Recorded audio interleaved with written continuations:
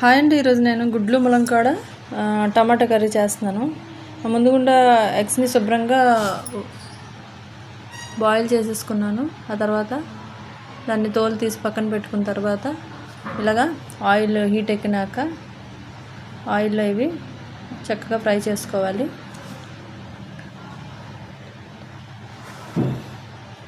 చక్కగా బాగా ఫ్రై చేసుకుంటే అదొక టేస్ట్ బాగుంటుంది. అలాగా లేదు మామూలుగా కూడా చేసుకోవచ్చు, కానీ ఫ్రై చేసుకుంటేనే బాగుంటుంది, పిల్లలు ఇష్టంగా తింటారు. అందులో కొంచెం పసుపు వేసాను కలర్ కోసం. చక్కగా బాగా ఫ్రై చేసుకోవాలి, మంచి కలర్ రావాలి. ఏదైనా వంట చేసినప్పుడు కొంచెం ఓపిక ఉంటేనండి వంట చేసినప్పుడు తినేది చాలా బాగుంటుంది, రుచి ఉంటుంది. ఓపిక లేనప్పుడు వంట వేస్టేనండి. అందుకే ఓపికతోనే వంట చేయాలి, లేకపోతే వంట చేయడం మానేయాలి తప్ప. చూసారు కదండి, చక్కగా రెడ్గా అయిపోయింది. పక్కన తీసి పెట్టుకుంటాము. ఆ తర్వాత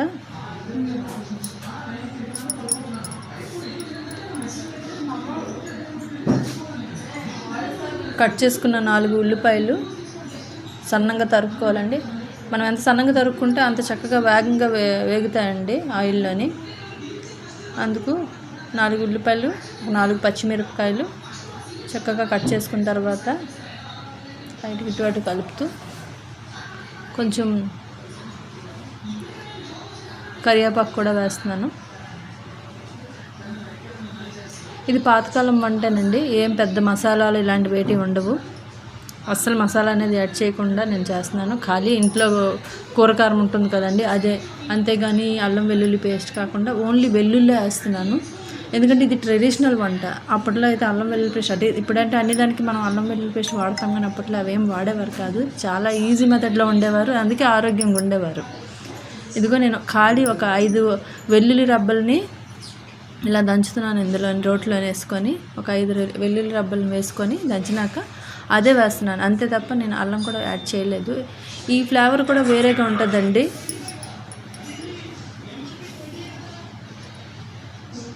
ఈ పోపులన్నీ చక్కగా ఫ్రై చేసుకోవాలి. ఇలా చేయడం వల్ల ఏంటంటే మనం తినే అల్లం బదులు వెల్లుల్లి వేస్తుంటే మనం వండుకునే కూర ఏటి తింటున్నామది అర్థమవుతుంది. ఎందుకంటే ములంకాడ అనేది టేస్ట్ అనేది తెలియదు. ఇప్పుడు అల్లం వెల్లుల్లి పేస్ట్ అన్ని దానికి ఒకే టేస్ట్ అనిపిస్తుంది. కొన్ని వంటలు మన ట్రెడిషనల్ వంటల్లో మాత్రం అప్పుడు అలా వాడేవారు కాదు. ప్రత్యేకంగా మనం ఏది వండుతున్నామో ఆ టేస్టే ఉండేలాగా ఉండేవారు. అందుకు నేను ఖాళీ వెల్లుల్లి వేస్తున్నాను. ఇది హార్ట్కి కూడా మంచిది.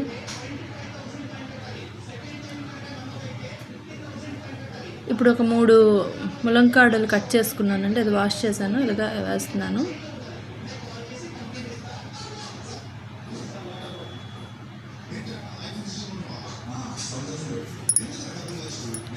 చక్కగా కలుపుకోవాలి పోపులోనే.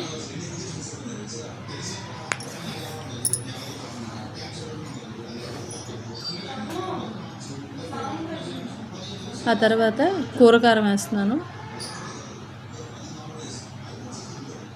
1.5 స్పూన్ ఇలా వేసానండి. ఇంకా దీనికి వేరేగా మసాలాలు ఏమీ యాడ్ చేయకుండానే ఇది ఇంట్లో తయారు చేసుకున్న కూరకారం అండి. నేను నా యూట్యూబ్ ఛానల్లో ఒకసారి చెక్ చేయండి, కూరకారం అంటే ఉంటుంది, అది కూడా నేను చేశాను, దాంట్లో వీడియో కూడా ఉన్నది, చూడండి ఒకసారి. ఆ తర్వాత కట్ చేసుకున్న టమాటాలు ఒక 3 టమాటాలు వేసాను, చిన్న ముక్కలు తరిగినవి. డైరెక్ట్గా దీన్ని ప్యూరీ కూడా చేయొచ్చు, కానీ ఇలా చేస్తే ఈ టేస్ట్ వేరేగా ఉంటుంది, ప్యూరీ చేస్తే ఇంకో టేస్ట్ వస్తుంది. అందుకు నేను ఇలా చేస్తున్నాను. అప్పట్లోనైతే మిక్సీలు ఉండేవా, గ్రైండర్లు ఉండేవా చెప్పండి? ఇలాగే చిన్న ముక్కలు తరుక్కుండేవారు. ఇది శుభ్రంగా మగ్గేంత వరకు మనం వెయిట్ చేయాలి.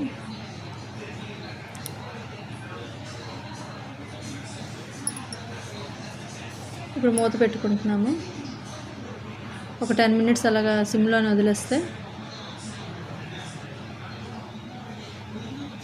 ఒక 10 మినిట్స్ తర్వాత తీసి చూద్దాము. టమాటాలన్నీ చక్కగా మగ్గిపోయాయి.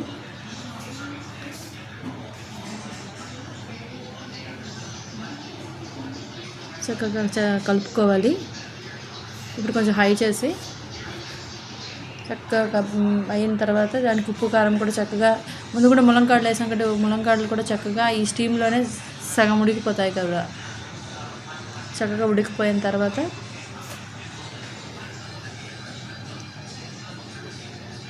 ఈ ఎగ్స్ ఉన్నాయి కదండి, ఈ ఎగ్స్ కూడా ఇందులో వేస్తున్నాము.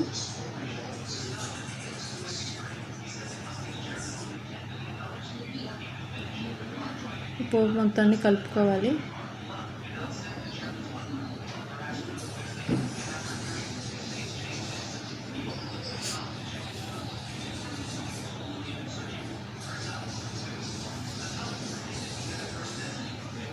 ఏదో గాబరగా వంటేసామనుకుంటే కొంచెం ఓపికగా వంట చేయాలండి. ఆ తర్వాత కొంచెం వాటర్ వేస్తున్నాను, తగినంత వాటర్ వేసుకోవాలి. మరీ ఎక్కువ వాటర్ వేసి దాన్ని గ్యాస్ని వేస్ట్ చేసి ఉడకబెట్టేసాకంట దానికి ఎంత కావాలో అంతే వాటర్ వేసుకోండి. ఎక్కువ వాటర్ అవసరం లేదు.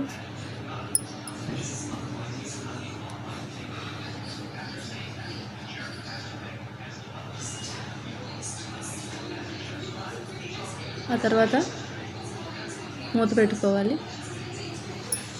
ములంకాయలు శుభ్రంగా ఉడికేంత వరకు చూసుకోవాలండి. మధ్య మధ్యన ఒకసారి చూసుకోవాలంటే చూసుకొని చూడొచ్చు, లేదా అంచనా బట్టి కూడా చూసుకోవచ్చు. అంచనా బట్టి కొంతమందికి అయితే బాగా వంటల్లో ఎదురున్నప్పుడు వాళ్ళైతే అంచనా బట్టి చూసుకొని ఒకేసారి తీసి చూసేవారు. చూసారు కదండి, చక్కగా దగ్గరికి అయిపోయింది కూర. స్టీమ్లోనే చాలా వరకు ఉడికించాలండి, మూత తీయకుండా. ములంకాయలు కూడా బాగా ఉడికిపోయాయి, దగ్గరికి అయిపోయింది కూర. చూసారు కదండి, ఈ రెసిపీ చాలా బాగుంటుంది. రైస్లోకి అయితే ఇంకా బాగుంటుందండి, వేడివేడి అన్నంతో. ఒక్కసారి